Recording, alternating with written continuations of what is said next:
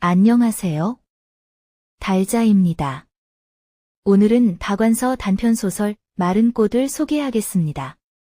박완서 작가님이 남편과 사별 후 64세가 되던 1995년에 쓴 작품입니다. 이 내용은 1997년 드라마로도 방영된 적이 있다고 하네요. 환갑을 눈앞에 둔 여자의 연애 감정을 통해 재혼이나 주위 사람들에게 미치는 영향과 그에 따르는 책임은 어떤 게 있는지를 그렸다고 합니다. 해설. 남자는 품위 있게 늙은 퇴직 교수다. 이들은 차도 함께 마시고 산책도 하고 드라이브도 하면서 친해진다. 목로 술집에서 막걸리도 마시고 고급스런 바에서 위스키 잔을 부딪히기도 한다. 그러는 가운데 할머니는 곳곳이 새로워 탄성도 지르고 16계집애처럼 깡총거리기도 하고 스스로 경박하고 예민한 탄력이 생겼음을 느끼게 한다. 크리스마스 선물로 야한 머플러와 스카프를 교환하기도 한다. 그러나 연애 감정에는 젊었을 때와는 달리 정욕이 비어있다. 상대에 대한 육체적 욕망과 소유욕망이 생기지 않는다. 마음은 여전히 젊어도 몸은 젊었을 때의 몸이 아니다.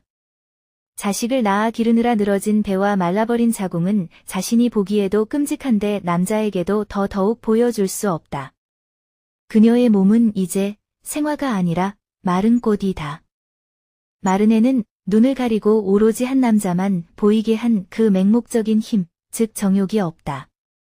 정욕이 없는 사랑은 현실의 장애를 넘을 수 없고 아름다울 수도 없다. 정욕에 의해 눈이 가려지지 않았으므로 할머니의 눈에는 현실이 투명하게 보인다.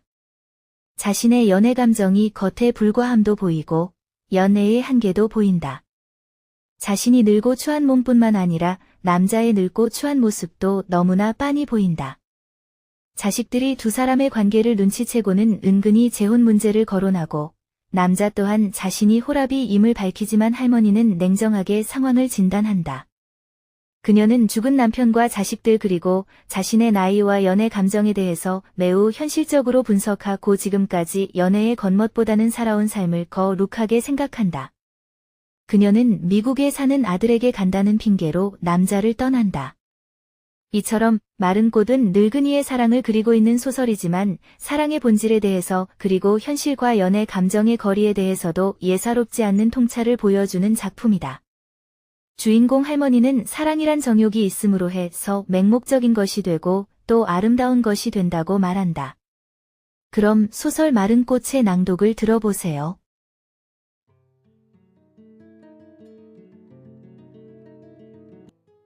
마른 꽃. 처음에 나는 그의 손밖에 보지 못했다. 반지 낀 손이었다. 백금 반지에 박힌 깊은 청남색 돌이 아쿠아마린이라는 걸 단박 알아보았다. 비싼 건 아니지만 흔한 돌도 아니었다. 그렇다고 내가 보석 보는 눈이 밝은 건 전혀 아니다. 그럴 리가 없다. 지금은 그만두었지만 한때 무궁화 5개짜리 호텔 지하상가에서 보석상을 하는 친구가 있었다. 그 친구의 말재주에 반해 거기 자주 놀러 다닌 일은 있지만 그때 얻어들은 이야기도 보석의 질이나 진짜 가짜를 감식하는 실용성과는 거리가 먼 쓰잘데없는 것들이었다. 미인이 자기도 모르게 인물값을 하듯이 보석도 그 아름다움에 홀린 인간의 운명을 간섭하게 돼 있다는 뜻이었을까. 주로 보석에 따라다니는 슬프거나 신비스러운 전설, 아니면 명품을 애워싼 인간의 제어할 수 없는 욕망에 대해 친구는 많이도 알고 있었고 어찌나 화려한 요술로 그걸 풀어내는지 듣고 있으면 꼼짝없이 넋이 빠졌다. 친구는 돈을 벌기 위해서나 보석이 좋아서가 아니라 그런 이야기에 씌여 그 장사를 하는 것 같았다. 아쿠아마린에 관해 얻어들은 이야기는 그러나 그런 흥미진진한 전설하고는 좀 달랐다. 깊은 바닷빛깔이 나는 게 양질의 아쿠아마린이지만 그런 건 아주 드물다면서 드문 까닭을 이렇게 말했다. 극진히 사랑하던 애인을 바다에서 잃은 청년이 있었다나 그가 남은 생애 동안 돈을 버는 대로 오로지 뛰어난 아쿠아마린만 사모은 게 늙어 죽을 때는 드디어 커다란 마대자루 하나 가득하더라는 것이었다. 깊은 바다에 애인을 빼앗긴 청년이 따라 죽는 대신 바다빛깔 결정체에다 자신의 혼을 수없이 던진 이야기를 친구는 왠지 심드렁하고 간략하게 말했다. 그런 무기교야말로 극상의 기교였을까. 나 역시 무심히 들었음에도 불구하고 그 얘기를 듣고 나서 다시 본 그 돌의 청남빛은 면도날처럼 예리하고 차갑게 가슴살을 저미면서 내 안으로 들어오는 듯하여 오싹 소름이 돋았다. 마지막 기차를 놓치고 헐레벌떡 당도한 터미널은 입추의 여지가 없었고 역시 막차까지 매진이었다. 막차까지는 아직 2시간도 넘게 남아 있었고 서울행은 10분 간격으로 출발하는데도 매진이라니 토요일 오후였다. 역에서 놓친 것도 기차가 아니라 표 살 시간이었다. 친정 조카 결혼식에 왔다 가는 길이었다. 명색이 집안의 어른인데 결혼식에 청천만 해놓고 돌아갈 표 하나 마련해 놓지 않은 조카네 야박한 소갈머리가 괘씸하고 얄미웠다. 서울서 왕복표를 끊지 않은 것이 잘못이었지만 실은 당일로 돌아오게 될 줄을 미처 몰랐었다. 직장 관계로 그 도시에 자리 잡고 산 지가 5년째 되는 장조카는 내가 전화를 넣을 때마다 한번 다녀가시라는 인사를 잊은 적이 없었기 때문에 제 동생 결혼식을 보러 내려온 고모를 의뢰 하루 이틀 묵어가게 할 줄 알았다. 친정은 서울 토박이었지만 큰 오라버니 내외가 앞서거니 뒤서거니 세상 뜬 후 넷이나 되는 조카들은 제각기 직장 따라 전국에 뿔뿔이 흩어져 살고 있었다. 유일하게 서울에 직장을 얻은 막내 조카마저 대구 색시와 연이 닿아 예시까지 그 고장에서 치르게 된 게 처가가 그 고장 유지인 때문이라면 조금은 심사가 꼬였으련만 장조카네가 거기 살기에 한결 참아줄만 했다.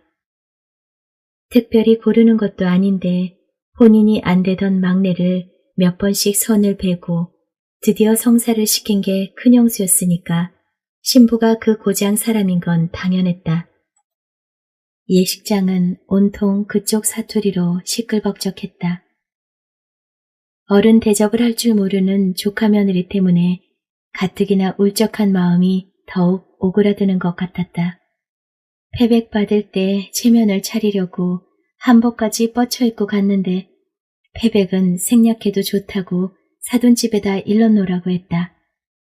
섭섭해할 어른도 안 계신걸요. 패백을 생략하도록 한 자신의 처사를 조카 며느리는 이렇게 간략하게 변명했다. 어른이 없다니. 시고모는 어른이 아니란 말인가? 사람을 면전에서 그렇게 무시할 수 있는 조카 며느리에 질려 나는 나도 모르게 내 편을 찾느라고 두리번거렸다. 세상에, 패백도 안 드릴 거면 면사포는 뭐터로 쓴답니까? 그냥 살고 말지. 정말 이런 일은 내 생전에 처음이네요. 그래도 법도 있는 집안에서 이럴 수가. 이런 법은 없고 말고요. 누가 보면 콩가루 집안인 줄 알겠어요. 하지 말란다고 안 한 그쪽 집안이야말로 알만하잖아요. 이게 어디 집안 흉이나 보고 말 문제입니까? 아무도 함부로 할 수 없는 우리의 아름다운 전통인걸요. 이렇게 조카 며느리의 눈꼴 사나운 선심을 주거니 받거니 입술 끝으로 짓씹고 같이 흥분할 만한 나이살이나 먹은 얼굴을 찾았으나 눈에 띄지 않았다. 다들 낯설었다. 시고모란 뭔가 법도로 따져도 출가 외인에 불과하지 않은가. 어른에게 합당한 자리를 마련해주지 않고 줄창 겉돌게 만드는 것은 조카 며느리의 계산된 출가 외인 대접인지도 모른다는 생각이 들었다. 벼랑간 자신이 없어지니까 시부모가 안 계신데도 패백을 하는 게 옳은 건지 안 해도 그만인 건지도 알 수가 없어졌다. 내가 자신 있게 아는 건 뭘까? 내년이 환갑이란 나이가 늙은이 대접을 제대로 못 받으니까 스산하고 흉흉하기까지 했다. 얼음으로 봉황까지 조각한 피로연 석상에선 발밑에서 안개가 피어오르는 가운데 신랑 신부가 케이크를 자르고 샴페인이 터지고 박수와 환호성이 진동했다. 축제 분위기가 한껏 고조된 피로 현장에서도 들리느니 온통 그쪽 사투리였다. 조카네한테 무시당했다는 느낌은 그쪽 사투리가 패거리를 져서 나를 따돌리고 있는 것 같은 참담한 고독감으로 이어졌다.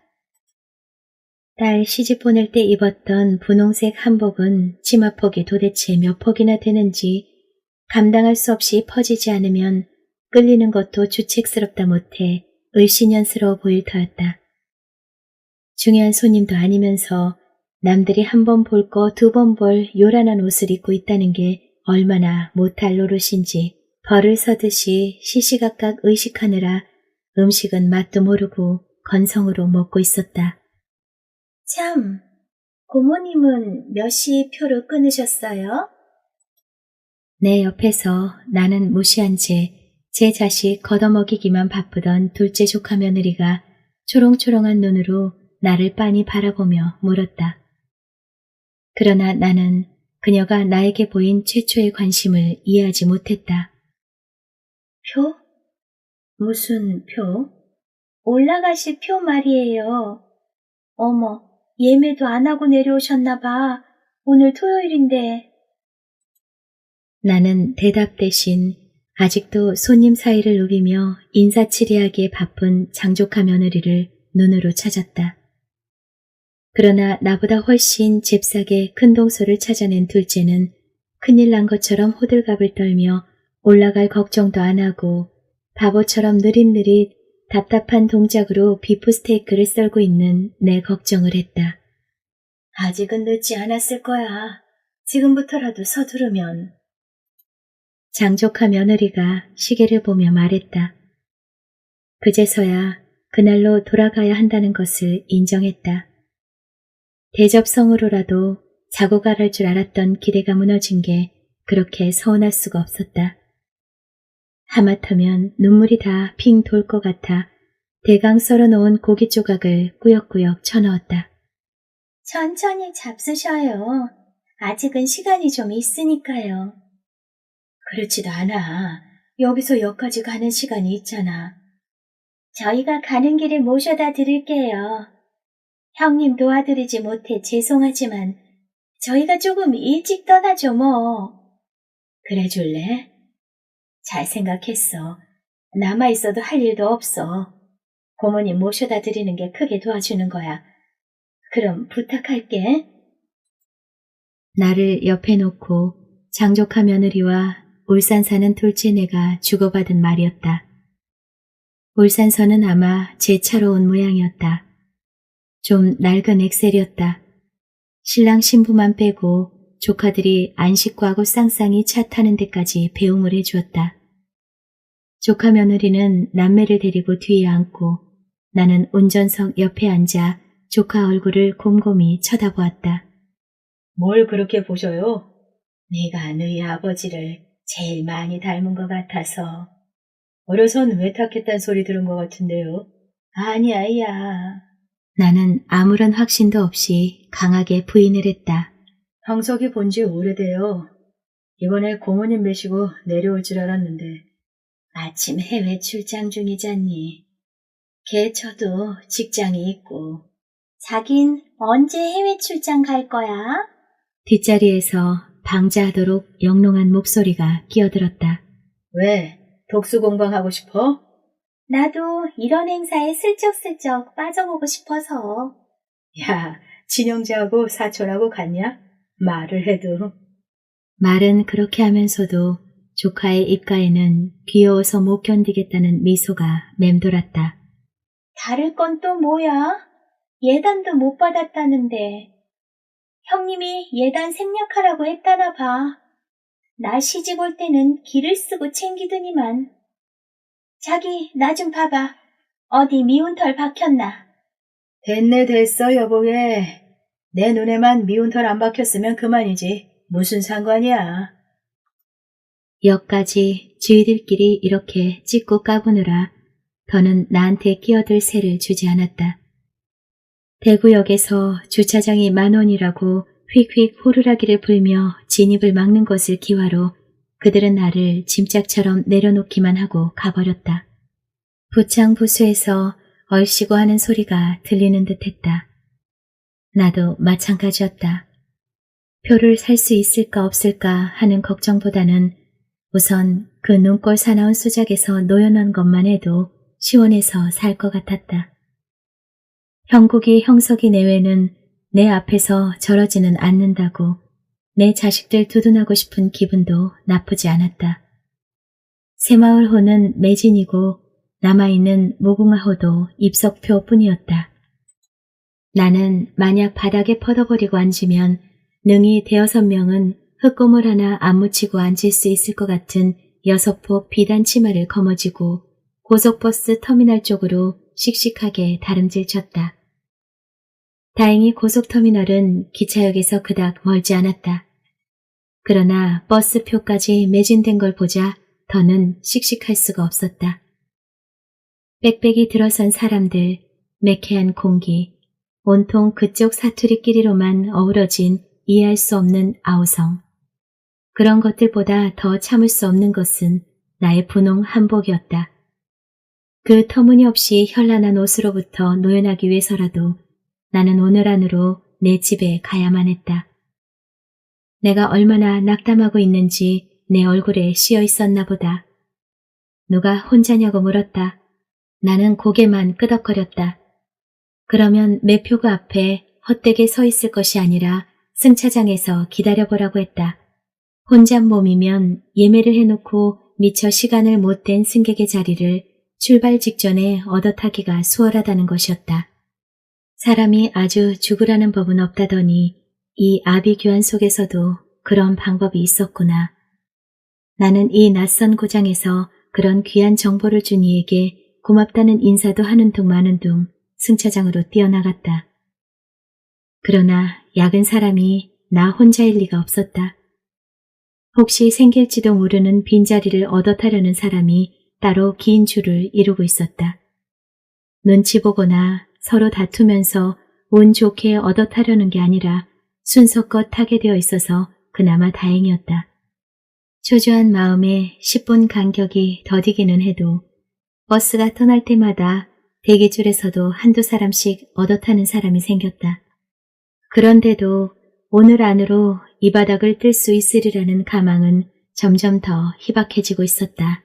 표도 못 끊고 기다리는 사람보다는 예매를 해놓고 버스 시간에 못 때운 승객에게 우선권을 주었기 때문이다.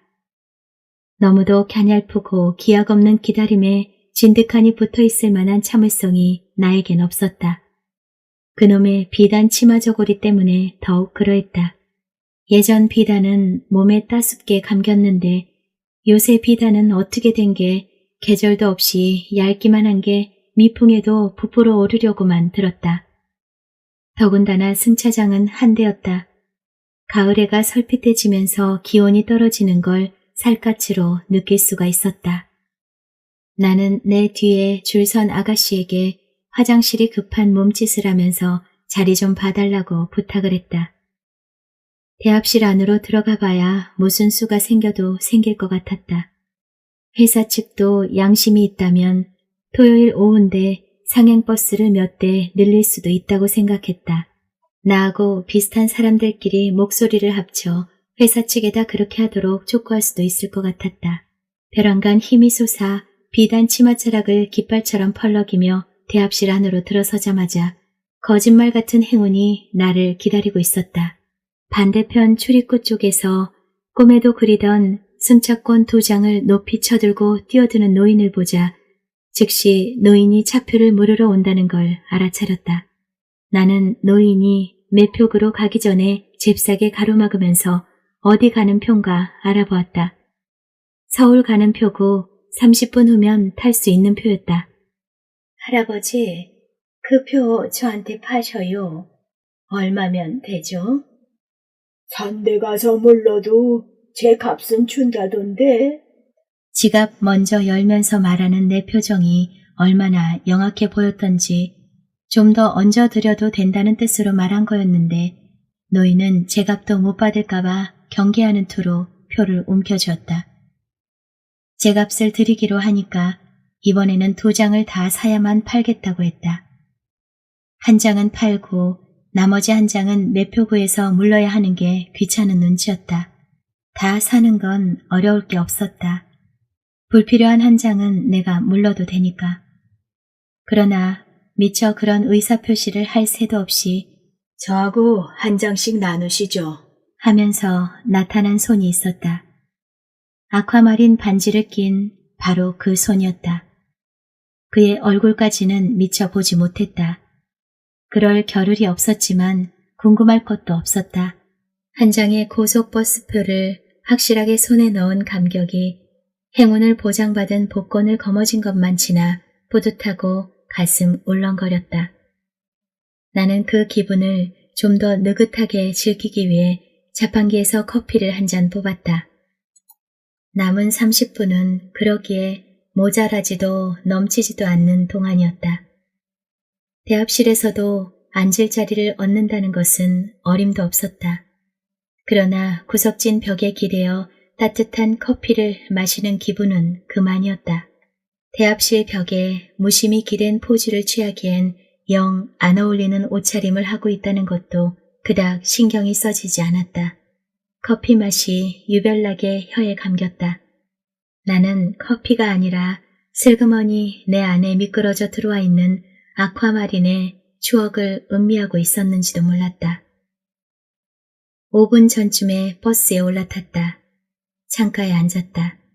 그는 출발 직전에 올라탔다. 나는 그를 쳐다보지 않았다. 그가 카키색 트렌치 코트를 벗어서 실렁에 얹으려는 찰나 살짝 뒤집힌 옷자락에서 런던 포구 상표가 드러났다. 세련된 느낌이 나쁘지 않았다. 혼자 기차나 고속버스를 탔을 때 가장 곤혹스러운 것은 옆에서 쉴 새 없이 우유나 빵, 귤 따위를 먹으면서 부득부득 먹으라고 권하는 건데 적어도 그럴 염려는 없을 것 같았다. 그러나 그때까지도 내 의식 속에서 아쿠아마린 반지와 런던 포구는 따로따로 놀고 있었다. 차창 밖에선 어둠이 안개빛깔에서 엷은 먹물빛깔로 바뀌고 있었다. 버스는 대구의 안개를 뒤로하고 마침내 고속도로로 진입했다.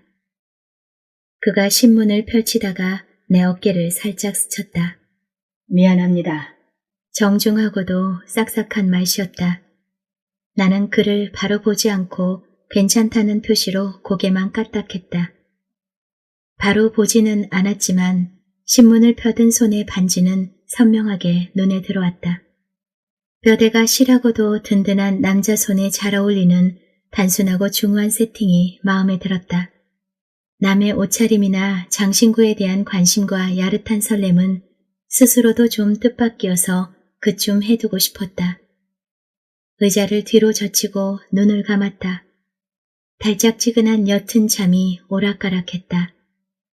하루의 먼 거리를 왕복하느라 상당히 지쳐 있었음에도 불구하고 그는 누구일까 하는 호기심이 내 의식의 한 가닥을 계속 잠들지 못하게 하고 있었다.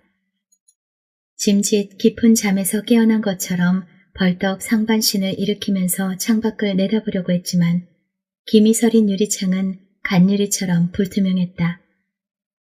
겉은 자락으로 그걸 닦아내려 하자 그가 옆에서 휴지를 한 뭉텅이 건네주었다. 고맙다는 인사 대신 또 고개만 까딱하고는 휴지를 받아 유리를 닦아냈다. 허허 벌판을 달리고 있었다. 연도에서는 서울까지의 거리가 500m 단위로 나타났다 사라지곤 했지만 그보다는 몇 시간이 남았나가 더 알고 싶었다. 토요일 오후였다. 거리를 시간으로 환산하는 일은 무의미할 터였다. 곧 금강 휴게소 올 겁니다.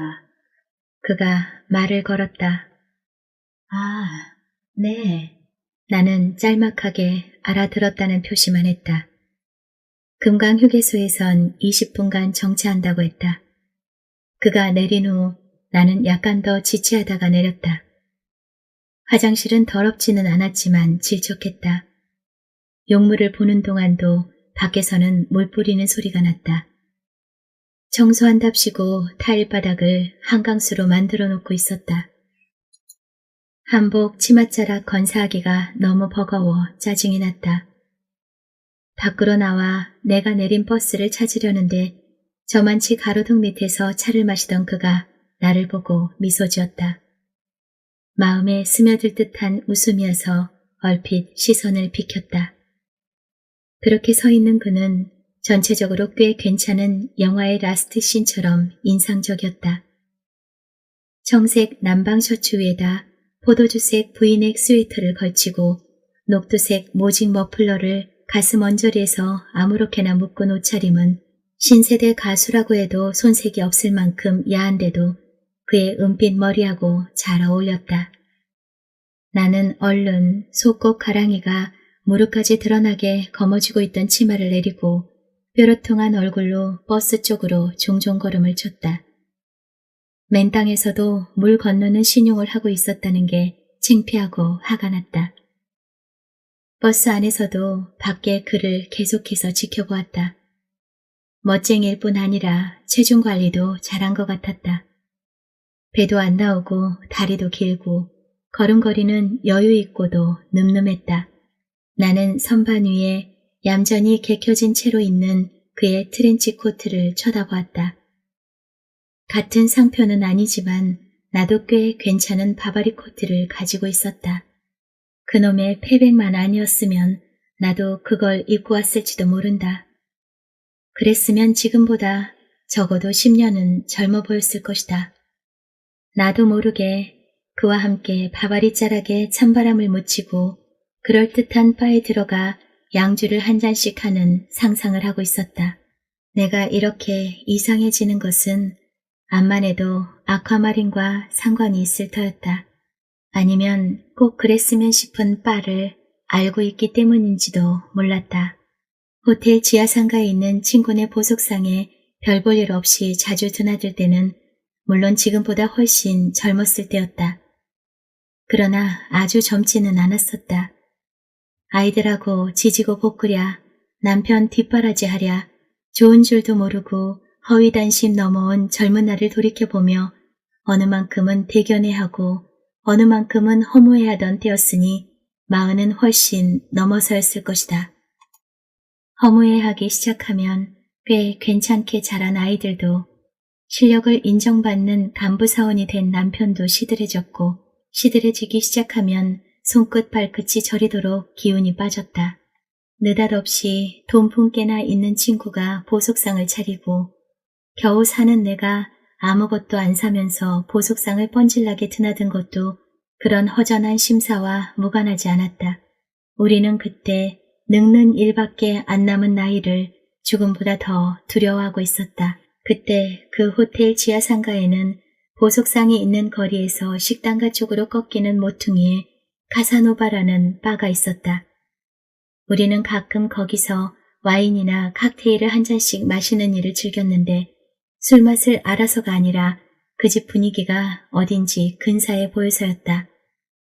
처음엔 여자들끼리 술집에 가기를 수줍어하는 마음도 있고 남편한테 떳떳하지 못할 것도 같아 남편을 불러내 합석을 하기도 했다. 남편끼리도 동창이었다. 오늘 저녁에 나 쓸쓸한데 술 한 잔 사줄래요? 하는 응석은 친구 남편에게도 내 남편에게도 통하지 않았다. 차라리 야단을 맞았더라면 다소곳이 집으로 갔을지도 모른다. 다들 선약이 있으니 우리끼리 한잔하라고 관대하게 굴었다. 남자들의 중년은 우리보다 훨씬 덜 쓸쓸해 보여서 우리의 쓸쓸함이 곱빼기로 불어나는 것 같았다. 남편까지 우리를 챙기지 않게 됐다는 게 가뜩이나 자신 없는 나이를 더욱 보잘것없이 만들었다. 그런 기분으로 분위기가 고급스러운 바에서 부자 친구 덕으로 양주맛과 분위기를 즐긴다는 것은 빌린 보석으로 꾸미고 호사스런 파티에 가는 것처럼 서글프지만 거역할 수 없는 위안이었다. 그때 우리가 위스키나 와인 맛보다 더 좋아한 것은 그 집 분위기였고 그 집 분위기에서 빼놓을 수 없는 것은 그 집 단골인 늙은 한쌍이었다. 점잖고 우아하고 여유 있어 보이는 노신사와 노부인은 늘 바텐더를 마주보는 스탠드에 앉았다. 등받이 없이 다리만 긴 의자가 그들에겐 고가의 액세서리처럼 잘 어울렸다. 연인들을 위한 어둑시근하고 은밀한 자리도 많은데 그들이 단골로 앉는 스탠드는 밝고 도드라져서 도리어 은밀하게 보였다. 그들이 먼저 차지하면 늘 거기 앉던 사람도 그 근처를 피했다. 그들이 풍기는 은밀함에는 보장해주고 싶은 평화로움이 있었다. 그럼에도 불구하고 우리는 그들을 노부부라고 여기지 않고 늙은 연인들이라고 여기고 싶어 했다. 그건 순전히 우리의 바람일 뿐 그들 사이의 진짜 관계에 대해서는 끝내 모르고 말았다. 우리는 어두운 구석에서 그들의 일거수일투족을 지켜보기를 즐겼다.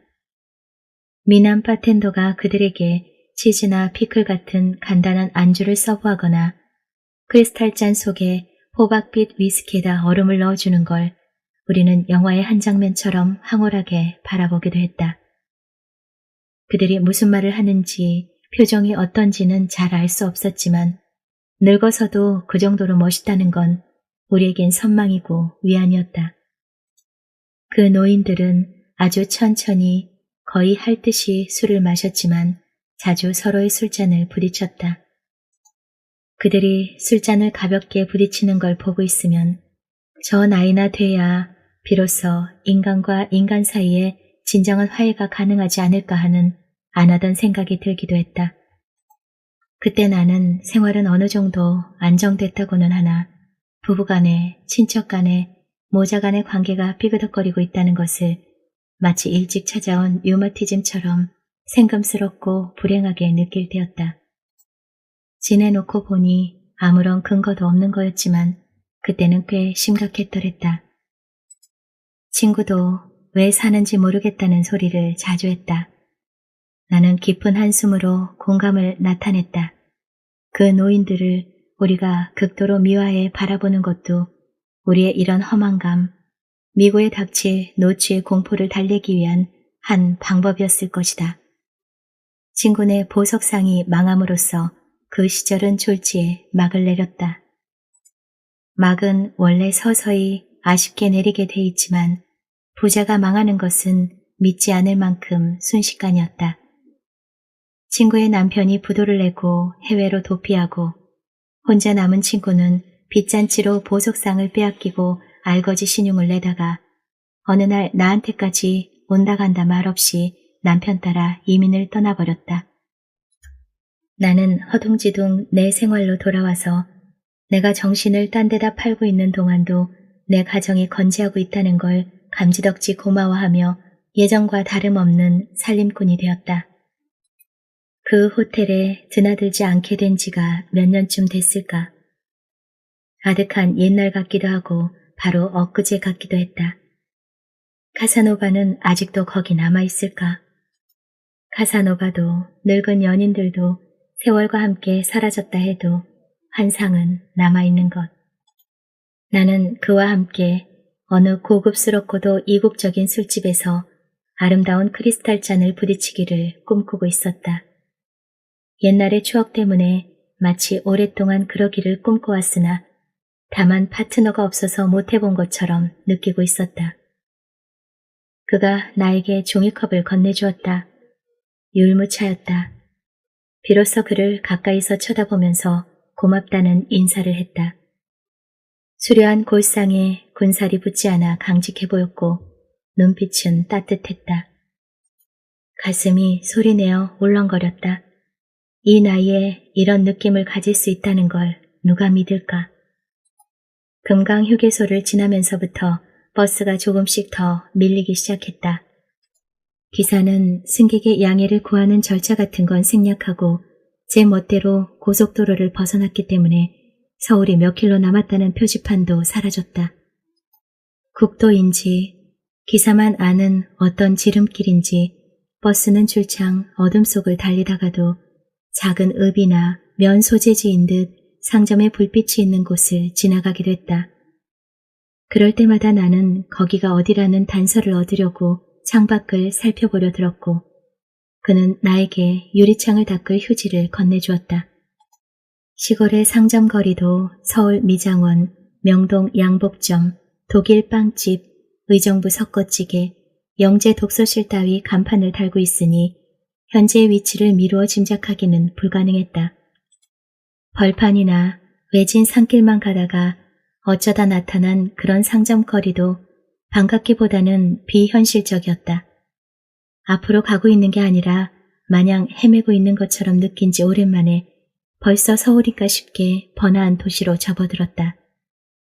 차들의 번호판으로 대전이라는 걸 알아보았고 10시 가까운 시간이었다. 대전이네요.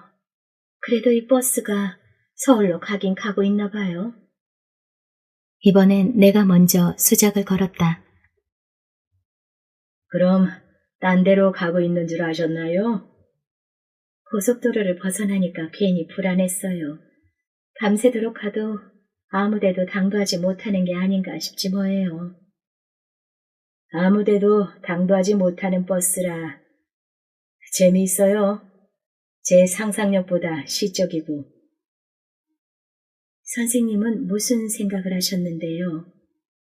저는 이 버스에 아주 중요한 사명을 띤 인물이나 거액을 가진 이가 타고 있어서 죄 없는 사람까지 어디론지 납치를 당하고 있을지도 모른다는 생각을 해봤답니다. 만약 저 기사가 우리가 하는 얘기를 들으면 별 고약한 승객도 다 있다 하겠죠?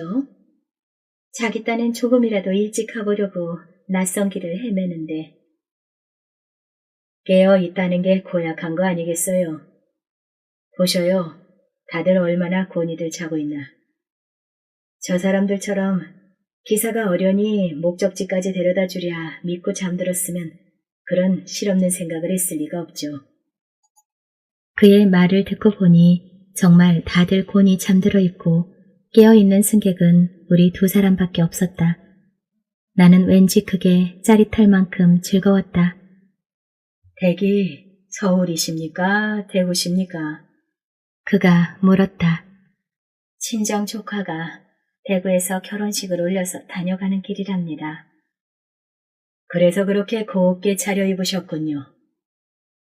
네, 태백도 받고 이것저것 어른된 도리를 하려면 암만 해도 한복이 편할 것 같아서요. 패백도 못 받았단 소리는 일부러 안 했다. 그래도 버스 여행하기에는 주책스러워 보일 게 분명한 한복에 대해 변명을 할 수가 있어서 속이 다 시원했다. 대전을 지나고부터 버스는 본격적으로 밀려 자정이 훨씬 넘어서야 서울에 도착했다. 승객들은 그동안 계속 잘도 잤고 우리 두 사람은 계속 깨어서 계속 젊은 애들처럼 굴었다. 6.25 때 몇 살이었고 얼마나 고생했고 어디로 피난 갔었나 따위 진부한 얘기는 하나도 안 하고 흘러간 영화, 좋아하는 배우나 음악, 맛 좋고 분위기 좋은 음식점, 세상 돌아가는 얘기 따위를 두서없이 주고받으면서 나는 내가 얼마나 수다스럽고 명랑하고 박식하고 재기가 넘치는 사람인가를 처음 알았고 만족감을 느꼈다. 그렇다고 모든 문제에 의견이 일치했던 건 아니다. 우리는 유신시대나 군사정권 시대를 살아내기가 얼마나 치욕스러웠던가에 대해서는 정열적으로 동의했지만 그가 식구처럼 아낀다는 진돗개 얘기를 하자 나는 마치 개소리만 들어도 알레르기를 일으키는 사람처럼 요란스럽게 질색을 했다. 그 모든 짓거리들이 그렇게 재미있을 수가 없었다. 여북해야 자정이 넘었는데도 벌써 서울인가 싶었을까.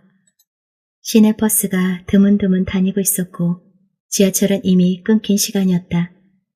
고속버스에서 내린 승객은 거의 택시 승강장에 줄을 섰다. 밤 공기가 냉랭했다. 그가 코트를 벗어 내 어깨에 걸쳐주었다. 나는 마다하지 않고 순순히 그 안에서 몸을 작게 웅숭그렸다. 나이 같은 건 잊은 지 오랬다. 댁이 어디시죠? 그가 물었다. 고덕 쪽이라고 대답했다. 이럴 수가. 우리는 같은 동네에 살고 있었다. 아무렇지도 않은 동네였다. 그러나 그가 살고 있는데 어떻게 아무렇지도 않을 수가 있을까? 가슴이 소녀처럼 발랑발랑 뛰었다. 아직도 동네 외곽에 많이 남아있는 아름다운 숲과 꽤 괜찮은 산책로가 반사적으로 떠올랐다. 우리는 자연스럽게 같은 택시를 탔다. 같은 동네라지만 그가 살고 있는 아파트와 내가 살고 있는 주택가하고는 상당한 거리가 있었다. 그는 나를 먼저 내려주면서 명함을 한 장 건네주었다. 고교생이 있는 2층 방에 불이 켜져 있는 게 반가웠다. 그러나 나는 그 학생의 얼굴도 잘 모른다. 싹싹해 보여서 세금이나 공과금 등 은행에 갈 일을 스스럼 없이 부탁해온 2층 집 여자가 우리 전기값을 자기네와 비교하면서 고3이 있어서 라고 중얼거리는 소리를 몇 번인가 들은 적이 있을 뿐이다. 우리 집은 처음부터 새를 놓아먹도록 지은 3층 집이었다. 집주인인 나는 3층에 살았고 다른 층이 2가구씩 살도록 설계된 것과는 달리 3층만은 한 가구만 쓰게 돼 있어서 30평이 넘는 넓이였다. 혼자 살기엔 휘한 집이었지만 온종일 비어있던 집에 한밤중에 문을 따고 들어오는 일이 조금도 의심연스럽지 않고 감미롭게 느껴졌다. 비록 혼자 살고 있지만 거실엔 14식구나 되는 대가족의 사진이 걸려 있었다. 큰아들이 미국 지사로 나가기 전에 기념으로 찍은 사진은 대문짝 반절 크기였다. 우리 부부와 각각 4식구씩인 2 아들과 딸내가 함께 찍은 사진이었다. 14식구 중 남편이 먼저 이 세상 사람이 아니게 됐지만 비슷한 시기에 손자가 하나 더 생겨 내가 계산하고 있는 식구는 여전히 14이었다. 새로 생긴 손자는 미국서 나와서 나는 아직 본 적이 없다. 큰아들은 전화값 안 아까워하고 일주일에 한 번씩은 꼭 전화를 하고 어떤 때는 어린 것 옹알이 하는 소리를 들려주려고 꽤 오래 통화를 끌기도 한다. 멀지 않은 곳에 살고 있는 딸과 분당에 살고 있는 아들도 매일 한 번도 안 거르고 꼬박꼬박 무난 전화를 한다. 내 집은 그렇게 전화선으로 내 핏줄들과 긴밀히 그리고 규칙적으로 연결돼 있어 내가 살아내는데 힘이 돼주고 있다. 현관불은 현관문을 열면 켜지게 돼 있다. 다시 저절로 꺼지기 전에 얼른 마룻불을 켜고 버릇처럼 가족 사진한테 눈인사를 건넨다. 벗어놓았던 옷처럼 익숙하고도 눅눅한 내 집 공기를 들이마시면서 그의 명함을 들여다보았다. 아무런 직함 없이 이름 석자하고 집과 사무실 전화번호만 들어있는 간결한 명함이었다. 내가 그에 대해 뭘 안다고 나는 그게 그답다고 여겨져 더욱 호감이 간다. 뭐 하는 사무실인지는 그닥 궁금하지 않다. 며칠 사이에 가을이 깊어지면서 3층에서 바라보이는 숲의 단풍도 바야흐로 절정이다. 설악산 쪽은 이미 한물 같다고 한다. 그가 잘생긴 진돗개를 데리고 산책하는 시간은 하루 중 어느 때쯤일까? 아파트에서 몰래 기르기엔 너무 덩치가 커서 단독에 사는 둘째 아들네하고 번갈아 데리고 있다고 하면서 좋은 법이고 나쁜 법이고 그 나이까지 법을 어기는 짓은 못 해봤는데 그 녀석 때문에 위법행위 하느라 이웃 아주머니들한테 길을 못 풀고 산다고도 했다. 그는 살만하고 선량한 사람일 것이다. 그만하면 알아야 할 것은 다 알고 있는 셈이다. 그가 준 명함은 전화기 옆에 얌전히 놓여 있다. 그에게 우리 집 전화번호를 가르쳐 준 적이 없건만 전화벨이 울릴 때 그를 생각하며 받을 적이 종종 있다. 전화는 의당 번호를 알고 있는 쪽에서 걸어야 하건만 나는 그러지 못한다. 걸까 말까 망설인 적도 없다. 그가 우리 집을 알고 있다는 건 왠지 그를 또 만났으면 하는 바람에 전혀 도움이 되지 않는다. 그가 우리 집을 불쑥 찾아온다는 것은 그의 신사다움과 너무도 안 어울리기 때문이다. 천생 내 쪽에서 뭔가 하지 않으면 안 된다. 그럴 기회는 의외로 빨리 찾아왔다.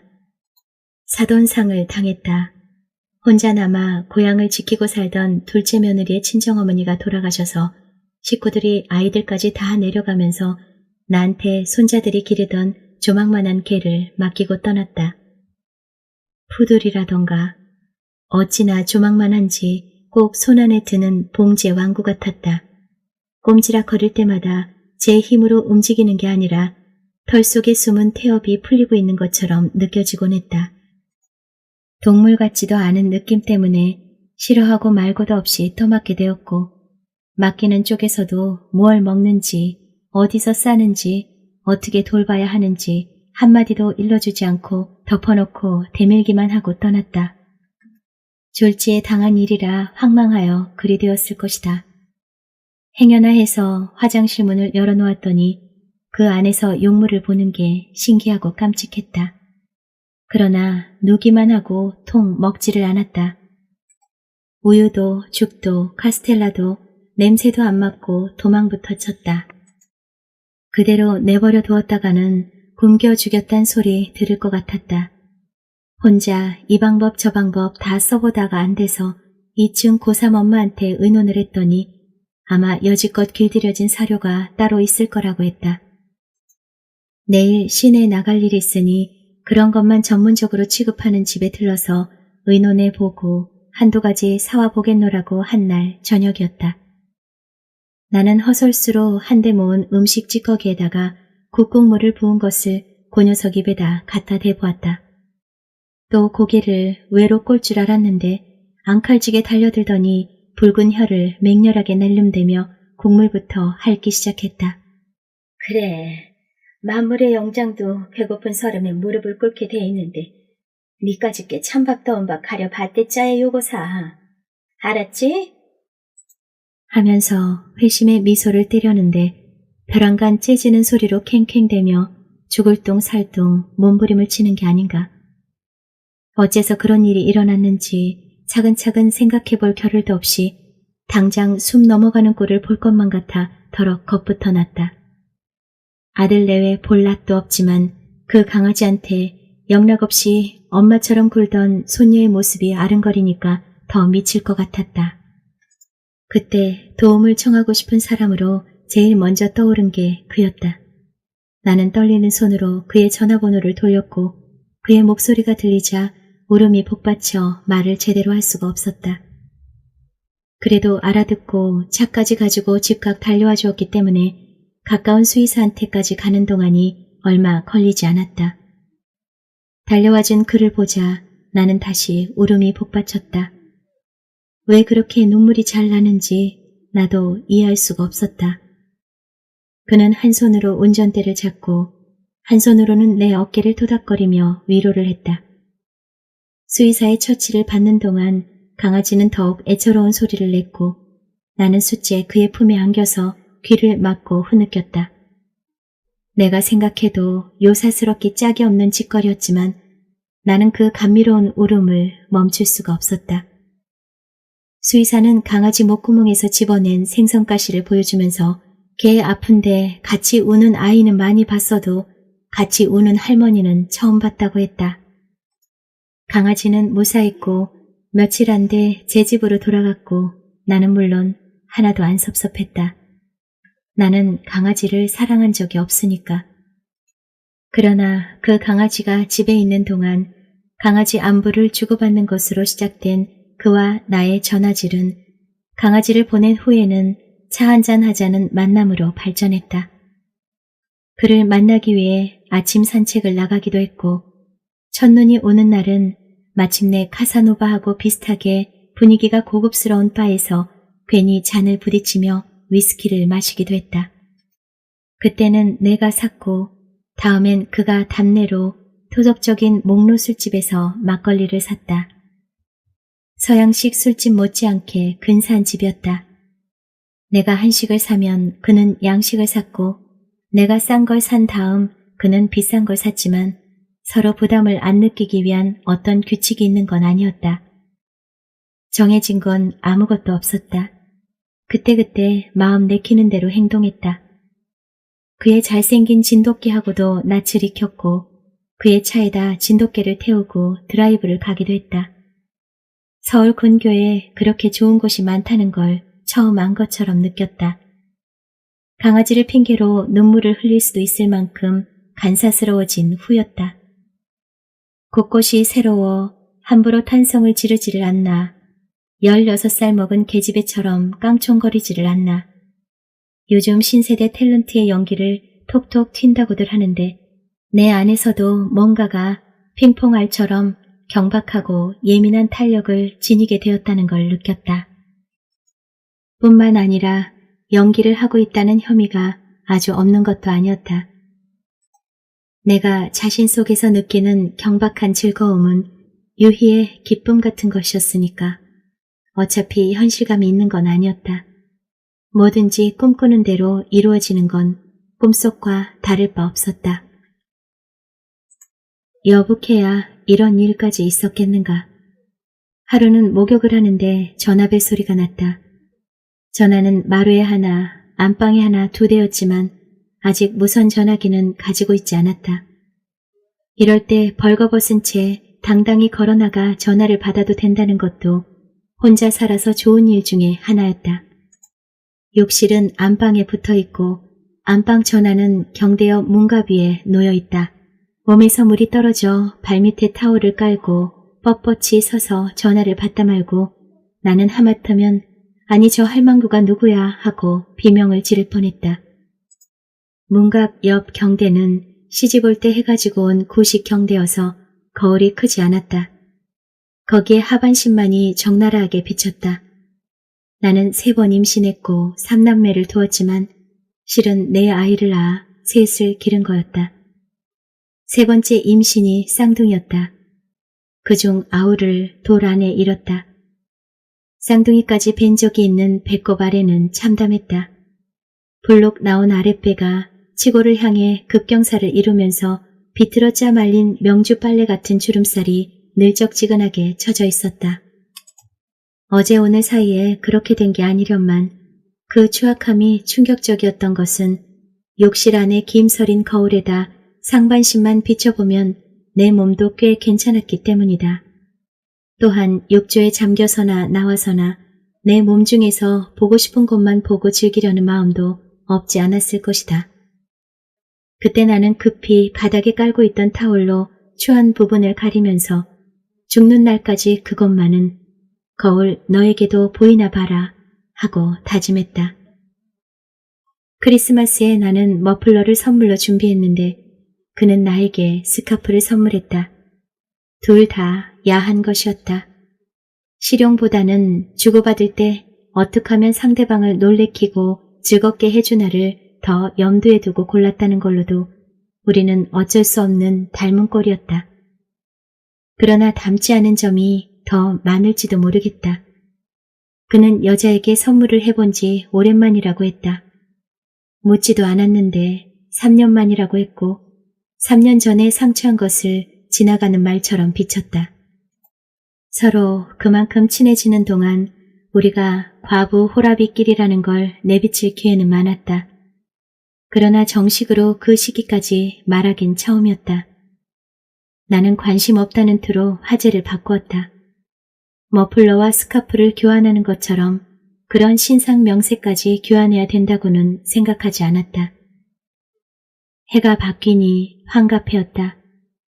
나은 해에 육갑이 한 바퀴를 돌아온다는 게 무슨 의미가 있을까? 육갑을 한다는 게 결코 칭찬이 아닐 텐데 너도 나도 내 앞에서 육갑을 하려 들었다. 설날 아침 큰아들도 전화로 세배를 대신한다며 그 얘기부터 했다. 나더러 회갑잔치 대신 미국 구경을 오라는 거였다. 나만 좋다면 잔치는 칠순으로 미루고 그렇게 하기로 저희들 3남매끼리는 벌써 합의를 본 모양이었다. 글쎄다.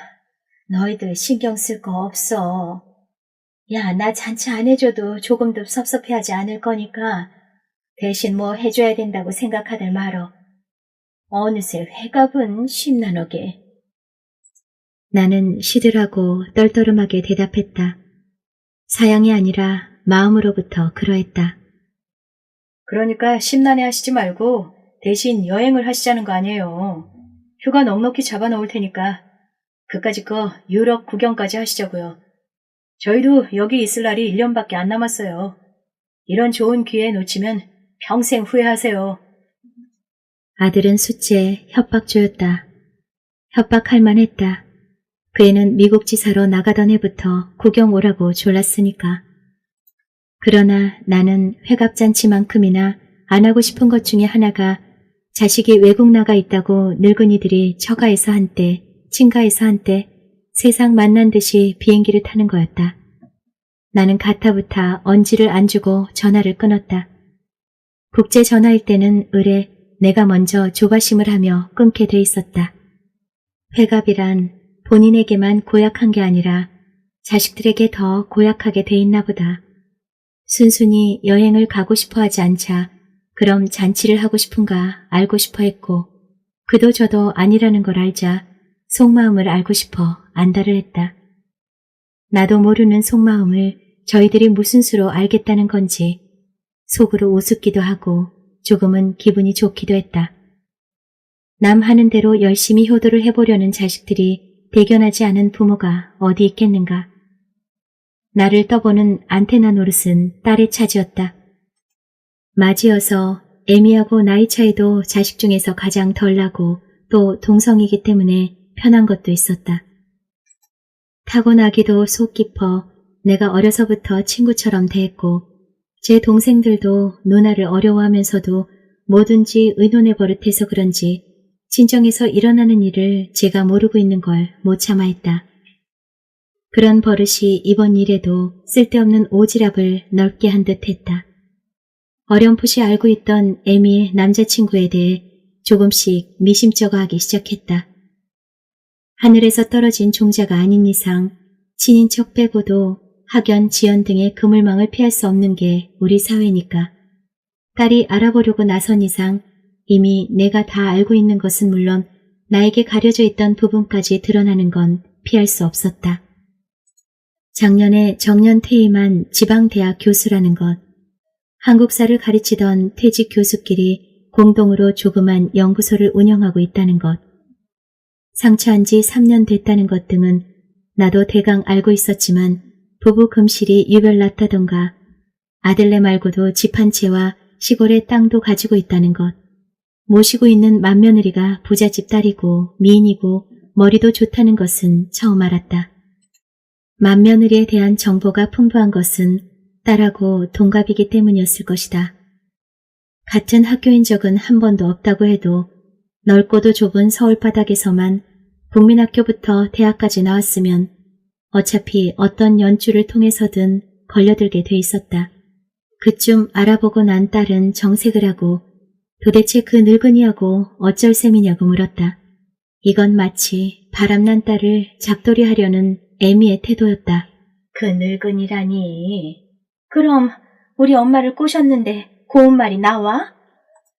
딸의 눈에 눈물까지 그렁한 걸 보자 당장 그의 역성부터 들려고 한 내 태도가 슬그머니 뉘우쳐졌다.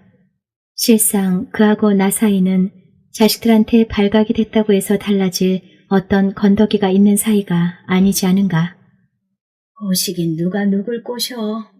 누구 들을라. 숭하다. 형국이 형석이는 아직 몰라요? 알면 또 어떠냐. 엄만, 알아서 좋을 건 또 뭐유? 더 늙으면 구박받고 무시당할 빈민아 될 텐데. 네가 입 다물고 있으면 걔들이 어떻게 하냐? 알았어요. 전 입 봉하고 있을 테니까 엄마나 조심하세요. 자식들 체면이라는 것도 있지 않소. 딸에는 또 가짱깨실이 바람난 딸에게 아버지한테 이르지 않을 테니 정신 차리라고 쉬쉬 당조지만은 애미 신용을 내는 것이었다. 그러나 딸의 간섭은 그것으로 끝난 게 아니었다. 우리 사이가 더 조심을 하고 말고 할 것도 없었고 종전과 달라지려는 노력도 하지 않았기 때문이기도 했지만 그보다는 아마 그의 집안에서 딸한테로 직접 정보가 흘러나왔기 때문일 것이다. 그의 며느리는 딸하고 단짝이던 고등학교 친구하고 대학 동창이 되었다. 게다가 그쪽 며느리와 내 딸은 같은 단지에 살고 있었다. 한번 연주를 트자 마치 겹사돈처럼 알려고만 들면 모르는 게 없을 정도로 서로 비밀의 무방비 상태가 되고 말았다. 중간 역할을 하고 있는 양쪽을 다 안다는 딸의 친구에 의해 정보가 다소 굴절되거나 과장됐을 가능성이 있다고 해도 속속 드러난 그쪽의 조건은 잔뜩 저기를 곤두세우고 있는 딸의 구미에도 나쁘지 않았던 것 같다. 실실 웃으며 엄마 실력 다시 봐줘야겠다는 무엄한 농담을 하기까지 이르렀다. 그리고 어느 날 아주 정색을 하고 물었다. 엄마, 조 박사님 사랑해? 그때 나는 커피를 마시고 있었는데 하마터면 될 뻔했다. 폭소가 치받쳐 사례가 들리면서 들고 있던 잔까지 엎질러 버렸기 때문이다. 그 늙은이가 조 박사님으로 변한 것도 우스웠고 그가 그렇게 부르는 걸 별로 좋아하지 않는다는 걸 알고 있기 때문이기도 했다. 언젠가 우연히 만난 중년의 제자하고 정답게 인사를 나누고 나서였다. 옛날 제자들은 선생님 하면서 아는 척을 해서 좋은데 요새 제자들은 교수님 아니면 박사님이라고 불러서 도무지 정이 안 든다고 했다. 그는 그렇게 좀 괴팍한 데가 있었다. 뭐가 그렇게 우스워요? 그 늙은이가 박사님이 됐는데 그럼 안 웃습냐? 엄마가 좋아하는 거 보니까 사랑하는 거 맞죠? 그러면서 입을 조금 삐죽댔는데 혐오스러워하는 기색은 아니었다. 그러나 딸이 쓸쓸해하고 있다는 걸 느끼는 것만으로도 조만간 나의 태도를 분명히 해야 할 것 같았다. 이런 상태를 더는 즐기지 않을 각오를 한다는 것은 딸이 지금 쓸쓸해하는 것 몇 배 더 쓸쓸한 일이 되겠지만 마냥 피할 수는 없는 일이었다. 그 늙은이가 조 박사님으로 변하고 난 지 얼마 후였다. 딸이 마침내 그의 며느리하고 인사를 하고 지내게 되었노라고 했다. 중간에 선 친구가 자리를 마련했는데 만나고 보니 슈퍼 같은 데서 종종 마주친 일이 있는 얼굴이더라는 것이었다. 중간에서 개입하던 제3자가 없어지고 나서 딸이 더욱 그 집에 대해 호의적으로 돼간다는 것을 느낄 수가 있었다. 하루가 다르게 그쪽 입장이 돼가는 딸을 보고 있으면 하염없이 서글퍼지기도 했다. 엄마, 혹시 형국이 형석이 눈치가 보여 마음을 못 정하시는 거면 염려 말아요. 내가 엄마 위신 조금도 안 떨어지게 걔들을 이해시킬게. 저희끼리 무슨 꿍꿍이 속이 있었기에 이렇게 겁없이 구체적으로 나오는 걸까? 보나마나 그쪽 며느리가 급하게 구는 것 같아 그가 안쓰러웠다. 요는 네 애밀 시집을 보내겠다는 게냐 시방? 사랑하시잖아요. 살기가 어렵거나 모시겠다는 자식이 없어서가 아니라 사랑해서 하는 재혼. 얼마나 근사해. 누가 뭐래도 난 엄마를 변호하고 자랑스러워할 거야. 나는 이렇게 열심히 사랑 타령을 하는 딸을 물끄러미 바라만 보았다. 속으로는 제까짓게 사랑에 대해 뭘 안다고. 사랑이 별거라던 인생 그 자체일 뿐인 것을 이렇게 가볍게 만들려고 할수록 짓눌리는 듯한 기분이 들긴 했다. 그의 며느리는 어느 틈에 그하고 나하고 사이에도 자연스럽게 화제에 오르게 되었다. 어머, 그 파카 못 보던 거네요. 너무 야하다. 그러면 그는 며느리가 사주었노라고. 요새 걔가 나를 젊게 꾸며주려고 부쩍 애를 쓰는데 왜 그러는지 모르겠노라고 수줍은 듯이 머리를 극적거리기도 했다.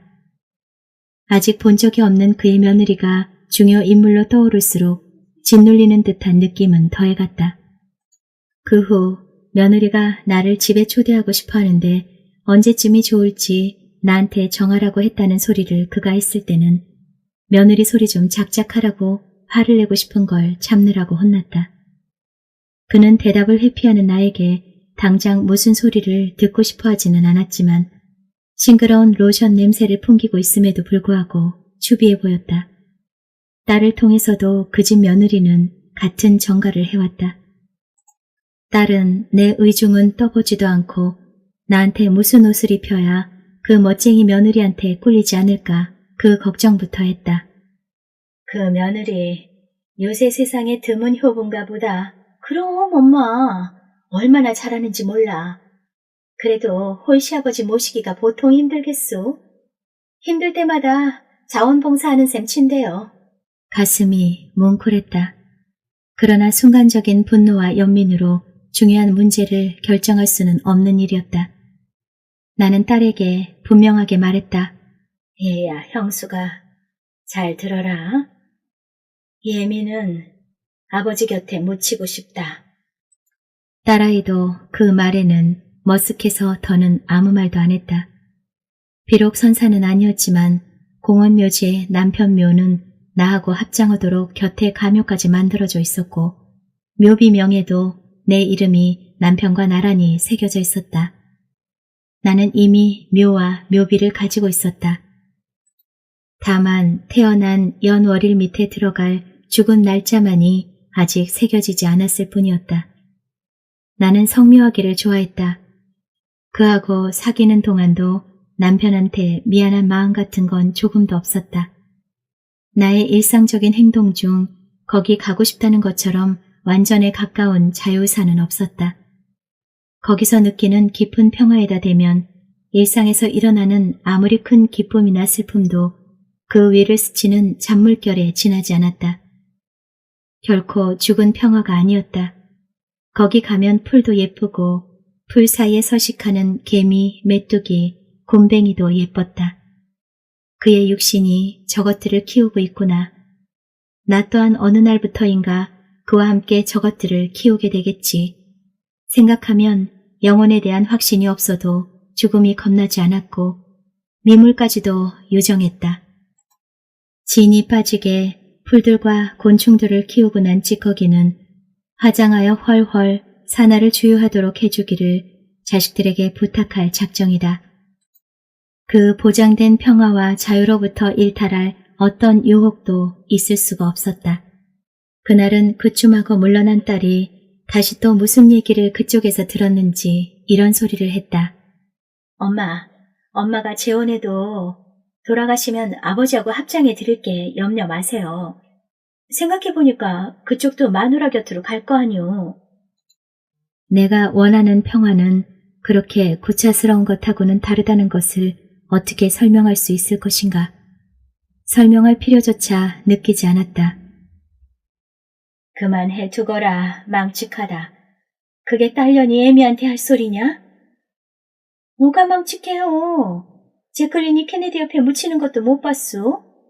친척들이나 동생들이 뭐래도 내가 우기면 그 정도는 문제 없을 거야. 아버지를 외롭게 놔둘 권리는 아무한테도 없을걸. 글쎄 듣기 싫대도. 너 정말 왜 이러니? 엄마야말로 왜 그러세요? 엄마가 정열적이라는 것은 세상이 다 아는 사실인데. 왕년에 정열 가지면 그까짓 거 뛰어넘는 건 문제 없잖아. 듣자 하니 정말 딸년한테 별소리를 다 듣는구나 싶었다. 그러나 이해 못할 소리는 아니었다. 딸의 노골적인 말투를 통해 나도 그간의 내 마음의 행적을 돌이켜보는 걸 피할 수가 없게 되고 말았다. 딸에는 마지답게 내 젊은 날에 대해 들은 게 많았다. 그 애는 또 식구만 많고 변변한 집 한 칸 없을 때 태어나서 여고 시절까지도 나비끔 한 번 독촉 안 받고 내본 적이 없을 만큼 쪼들리는 집안 형편을 보아왔다. 내가 고생을 못 면하는 것을 불쌍히 여기면서도 한편 자업자득이라고 책임 소재를 분명히 밝히기를 잊지 않는 외할머니의 푸념을 가장 많이 들은 것도 그 애였다. 지금은 양가의 형편이 엇비슷해졌지만 그때까지만 해도 친정 쪽은 점잖은 중류 집안인데 비해 시집은 남편 빼고는 제대로 교육받은 사람들이 없어서 그랬는지 가난하기만 한 게 아니라 사람들이 거칠고 상스러웠다. 한창 민감한 딸이 그걸 이상하게 여기지 않았을 리가 없고 외할머니의 푸념은 딸의 의문에 적절한 회답도 되었으리라. 남편하고 열렬히 연애할 적에 어머니도 사익감 하나는 마음에 들어했다. 여복해야 개천에서 용났다고까지 추켜 세웠을까. 그러나 내가 그 용한테로 시집가는 것만은 단호히 반대했다. 개천에서 난 용한테 시집가는 건 용한테 가는 게 아니라 개천에 빠지는 거라고 했다. 어머니가 아무리 울고불고 말려도 나한테는 개천이 보이지 않고 용만 보였다. 어머니의 예언은 적중했고 나의 개천과의 악전고투는 막내 시누이를 시집 보낼 때까지 계속됐다. 남들에게는 개천으로 보이는 것이 나한테는 사는 보람이요 씩씩할 수 있는 원천이었다. 그 시절 내 눈을 가리고 오로지 한 남자만 보이게 한 그 맹목의 힘을 딸은 지금 정열이라 부르고 있는 것 같았다. 정열이라 해도 좋고 정욕이라 해도 좋았다. 지금 조 박사를 좋아하는 마음에는 그게 없었다. 연애 감정은 젊었을 때와 조금도 다르지 않은데 정욕이 비어 있었다. 정서로 충족되는 연애는 겉멋에 불과했다. 나는 그와 그럴듯한 겉멋을 부려본데 지나지 않았나 보다. 정욕이 눈을 가리지 않으니까 너무도 빤히 모든 것이 보였다. 아무리 멋쟁이라고 해도 어쩔 수 없이 닥칠 늙음의 속성들이 그렇게 투명하게 보일 수가 없었다. 내복을 갈아입을 때마다 드러날 기름기 없이 처진 속살과 거기서 우수수 떨굴 비둠, 태산 준령을 넘는 것처럼 버겁고 자지러지는 코곰, 아무데나 함부로 터는 담뱃지, 길을 쓰듯이 목을 빼고 끌어올린 진한 가래, 일부러 엉덩이를 들고 끼는 줄방기, 제 아무리 거드름을 피워대봤자 위액 냄새만 나는 트림, 제 입밖에 모르는 개걸스러운 식욕, 의처증과 건망증이 범벅이 된 끝없는 잔소리, 100살도 넘어 살 것 같은 인색함, 그런 것들이 너무도 빤히 보였다. 그런 것들을 아무렇지도 않게 견딘다는 것은 사랑만 있다고 되는 것은 아니다.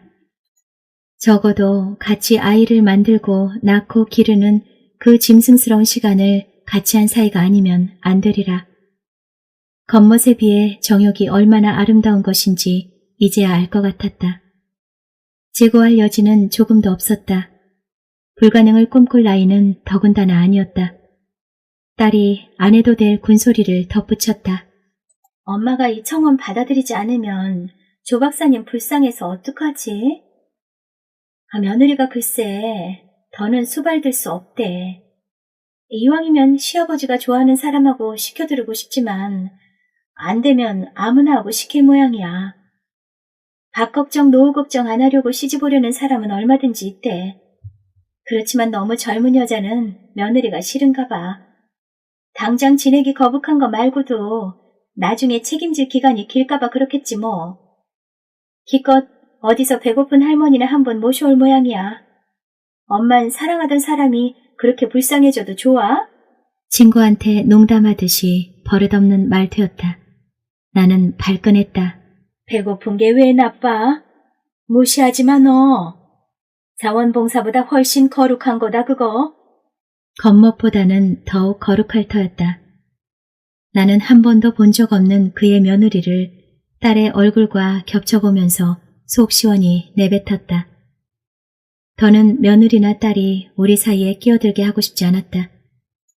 그를 마지막으로 만난 날, 곧 미국 갈 수속 중인데 될 수 있으면 오래 머물 거란 얘기를 하고 나서 그의 반지 낀 손 위에다 내 손을 정성스럽게 포개면서 한 번 과부된 것도 억울한데 두 번씩 과부될지도 모르는 일은 저지르고 싶지 않다고 말했다. 완곡하게 말한다는 게 심하게 들리진 않았을까. 눈치를 살폈지만 아무것도 읽어낼 수 없었다.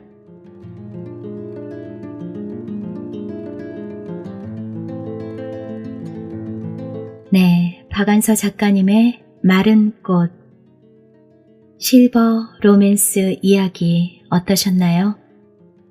이번 시간에도 편안히 책방에 머무셨길 희망합니다. 저는 또 다른 작품에 찾아뵐게요. 감사합니다. 좋아요 꼭 부탁드리겠습니다.